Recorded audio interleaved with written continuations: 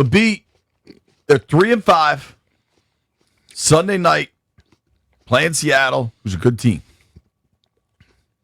The NFL trade deadline used to kind of be a nothing. Yeah. It's not anymore. Guys get traded. Guys got traded yesterday. Mm-hmm. Washington made a trade last year at the trade deadline. What kind of conversations at this point do you think Washington is having? Because what Adam Peters doesn't tell us much, but one thing he said is, I want to be in on every call. Yeah, we'll see what we decide to do, but I always want to be in on the call. So they're talking. And I expect that. But I'll ask the question to you and anybody else that think we got to be so active at that point. What one move can they make right now, or two moves, that's going to completely change up everything as is right now? To me, are they going to get Micah and Garrett? I doubt it. I mean, what I'm saying is, yes, Adam Peters is smart to always be involved with the conversations, okay? Always be involved with calls. But if it's not a move that's going to make that drastic of a difference this year, or maybe you get ahead of next year and get somebody in that you may be trying to go after. If it's not like that, then you don't just go make a move just to make a move to appease people. I think the greater question, maybe I'll even ask the boys in the aquarium. We haven't checked in with them yet. I think the greater question is, should they be buying or selling? I think that Jeremy Fowler from ESPN.com wrote, Washington could stand pat. GM Adam Peters is known to embrace a good deal, and Washington has needs at several positions, including edge rusher. Mm-hmm. So expect the Commanders to monitor the market in the next week. But teams I've talked to aren't expecting fireworks out of Washington at this moment. Yeah. I think if you look at this thing, Lambo, maybe this could be our poll of the day. I don't know if you've already done one. But what should Washington do at the trade deadline? Buy, sell, or chill? When does the trade deadline hit? Next Tuesday. Next Tuesday. So we're inside. And I think Sunday night's game. After the November 4th, Election Day in Virginia. After Seattle. Yes, after Seattle. All right, if they go and they beat Seattle, do you think the answer would change? Is winning against Seattle and losing against Seattle? Jeff, open those phones. If people want to weigh in, would it be different? I think so. But this is the thing about me, and when it comes to trading, basketball, I understand how they do it so much because one guy makes a hell of a difference in basketball. In football, one guy doesn't make a hell of a difference like it does in basketball. So if you don't have somebody that's going to make a difference, do you really go gung-ho about getting somebody? Now, people have to want the person that you may trade out. Now, people start calling and saying, we will offer you this for so-and-so and so-and-so. You have to listen to that, and you may want to make a move. But as far as going try to get somebody to come in right now, I don't know if that's possible. So, for the BMitch and Finlay AAA poll question of the day, as it relates to the trade deadline, if your option is buy, sell, or chill, would you vote chill? There's a better term, currently, right now, stand pat, chill, I would be leaning towards that. But it will come down to what the outcome of this game is, and then also the health of guys moving forward. That would make me think about it. I don't know if I can give you an answer today that might also be the same answer on the 4th. And we're talking about less than a week. I know. I mean, having that. So the tricky part is how it goes in Seattle will impact what they should do at the deadline. But you kind of got to have conversations now. Like if you're looking to, like if you were calling Leahy and you're looking to move, you want to have an idea of what a new house costs in the area you're looking at. Oh, yeah. So, like, think about a guy like Brandon Coleman, who played a lot for them last year, ended up playing in Kansas City, but had been inactive for a month. What if there's another team that really liked him coming out of the draft, and they're like, all right, we see you guys made that move for Tunsil. Mm-hmm.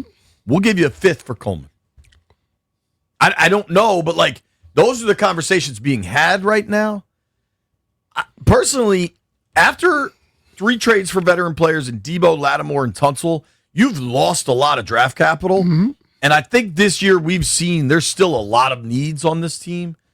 I probably lean towards being a seller right now.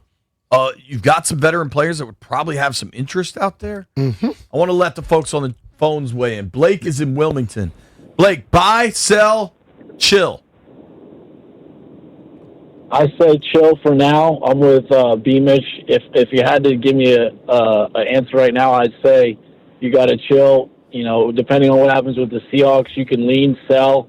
But like you said, JP, I mean, you gave up so much draft capital with getting those 3 guys. I think you gotta take a realistic look at this season and really see where you're at and zoom out and be like, can this really help us for the long term? So I would say chill for now.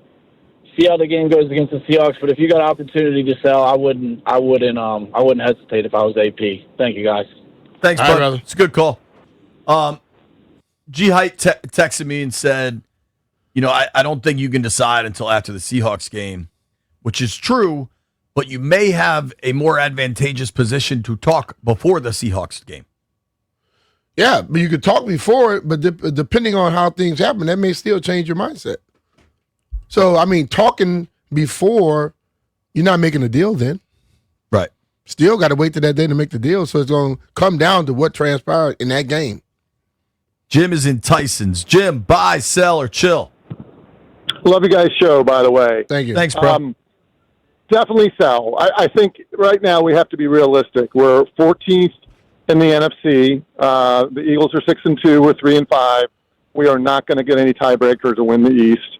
And also, when Peters came in, the team needed, everyone says, raise the floor. And I think to the extent we did, and we had a great year, and everybody was happy about it.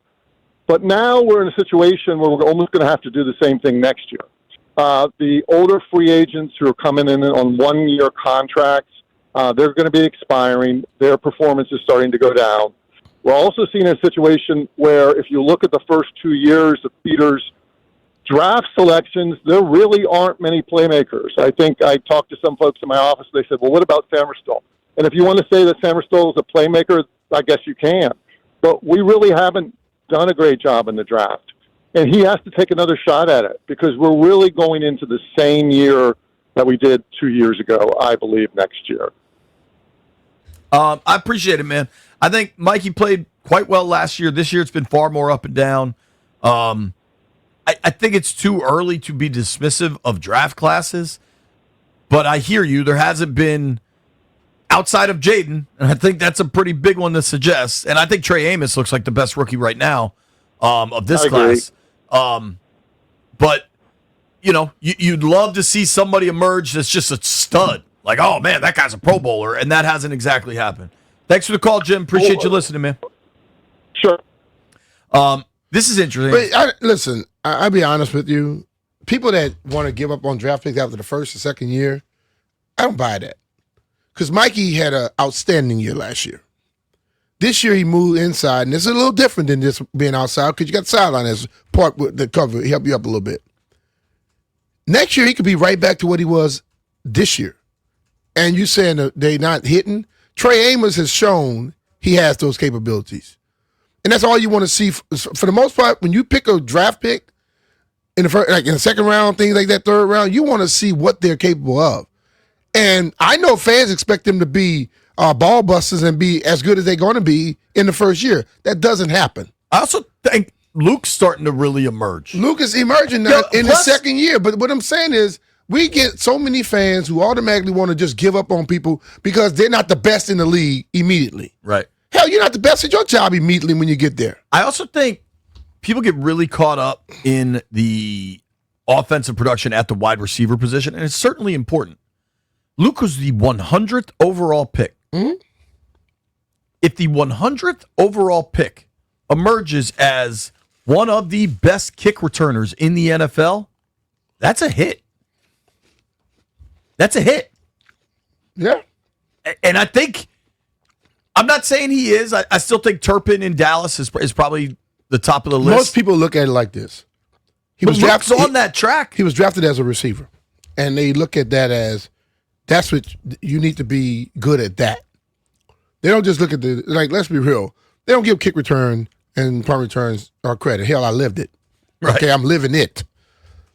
So if he doesn't hit as a receiver, that's where he go. Hell, Desmond Howard got the MVP of the Super Bowl. Right. He was drafted as a receiver in the first round. He was an excellent kick returner, but guess what? Nobody ever said that he hit.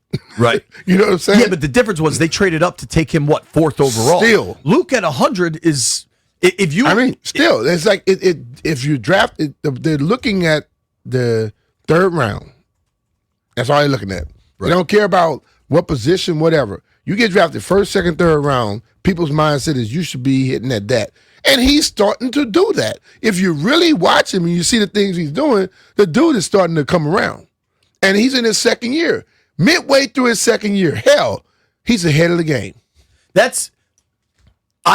People can be dismissive. You tell our job is to educate at times. Mm-hmm. My stance is Luke looks to be one of the best kick returners in the NFL. Maybe not one, but top 10 for sure, and maybe a top 5. If that, let's not dismiss that as part of his development because it's been quite damn good.